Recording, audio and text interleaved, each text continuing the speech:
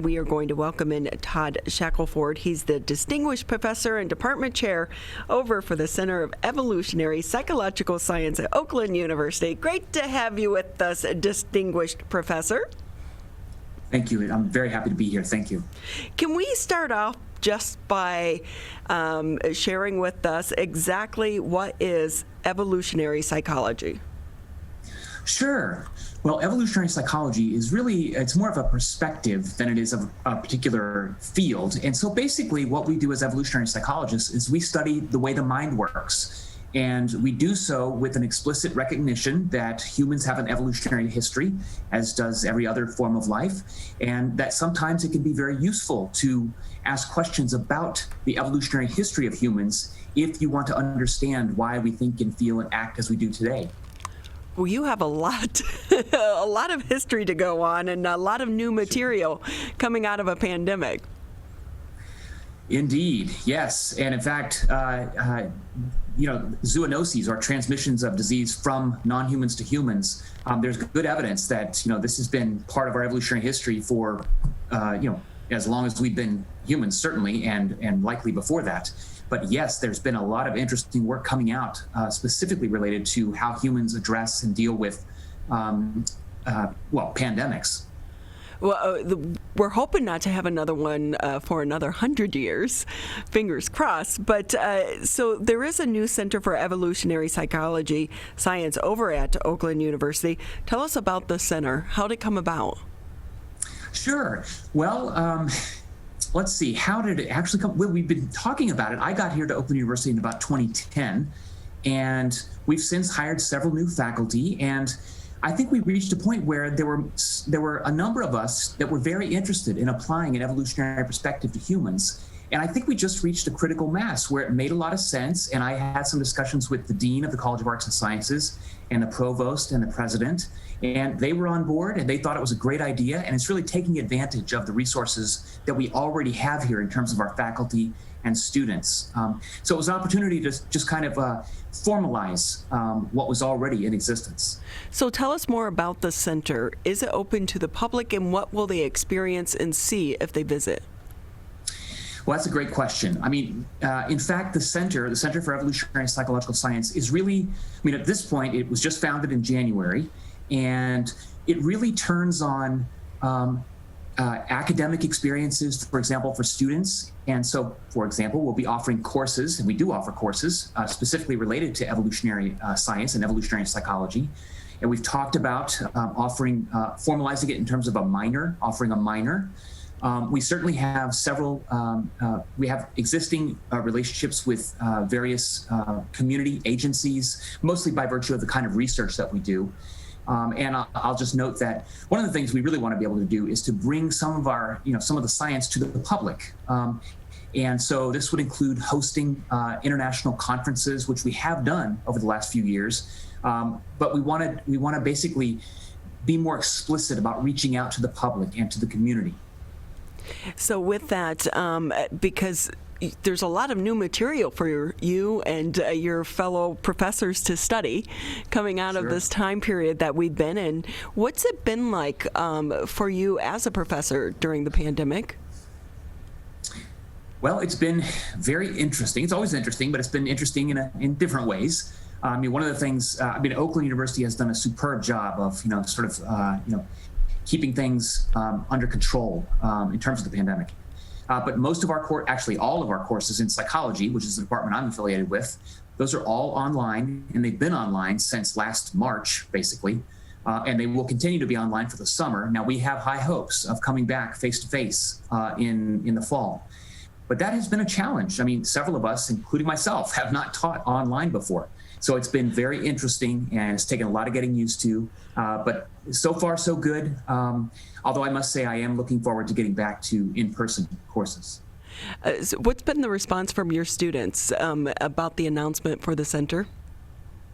They have been so excited. And so, we all sort of think of our group as a center of sorts, although there was never any sort of formal center. So I think it's really, for our undergraduates and our graduate students, I think it gives them a sense that we are officially a place, we're officially an area And it's really nice, to have that kind of recognition by the university. It really sends a message, I think, to the rest of the academic community and, to various stakeholders that evolutionary psychology is an interesting area and it's an important area. And that's sort of the implicit feedback. Do you think kind of going through this pandemic too has helped foster the study and the work that you've been doing? I think in some ways it has. I think it has in the sense that a lot of our work, which used to be in person, of course, we're not collecting any in-person data right now. We're not doing any in-person research, but a lot of it has now gone online. And I think has opened up some doors that we hadn't thought of before. And it's opened up, it's given us an opportunity to ask different questions than we might have asked had it been limited to in-person. So I think we've all kind of taken it in stride. And I think, we love what we do, and we simply had to figure out a different way to do it. Todd Shackelford with us here on the MegaCast. He's a professor and department chair for the Center for Evolutionary Psychological Science over at Oakland University. And Professor, do you think because of the pandemic or some of the things that we've been going through, more students may be interested in going into this field of study? I think that is a possibility. I think it's caused people, not just the pandemic itself, but I think some of the consequences of the pandemic, for example, the greater access to online sort of social communities. I think there have been concerns raised about social isolation, physical isolation. And I think all of these are some of the sort of the cascading consequences of attempting to deal with a pandemic that I think many students and many faculty have found interesting questions to ask in these areas. So I think you're absolutely right. Todd Shackelford with us here on the MegaCast. Just another minute or two with us here on the show. How do you think having the center is going to benefit the students? Do you think it's going to help you attract more lecturers and guest speakers? I do, and that really is part of the reason for sort of formalizing it, is that once you have a formal center, again, that sort of says something about the commitment of the university to that particular area. And indeed, that is, and I've appointed, a group of people who serve as external advisors, people from all over the world who basically are committed to what we're trying to do here and are interested in what we're doing. And I think many of them have already agreed to give talks just to let them know, and they're ready to roll. So I think you're right in that. So one thing that has been good coming out of the pandemic, we're all Zoom experts now. So it'll be easier to bring in some of these people to expose your students to their knowledge and their expertise, because we all know how to use Zoom now. Well, that's a great point, and that's absolutely true. And in fact, I think another thing we've all realized is that, it can be a wonderful experience, meeting with somebody on Zoom, and it can be just as personal. I think it's different than, sitting down to lunch, for example, with someone. But I think you're right. I think we've all come to appreciate what is available online or by Zoom or Skype that I think before the pandemic we would have thought, oh, well, we wouldn't want to do that. That wouldn't be, that wouldn't be real enough. But I think we've discovered that it is, and it can be really interesting. Professor, before we say goodbye to you today, anything maybe we didn't ask that you want to share with our viewers and our listeners before we say goodbye? Yeah, I'll just mention that one of the other things that I wanted to note about the Center for Evolutionary Psychological Science is that one piece of what we also are interested in doing is continuing to engage in outreach with the community.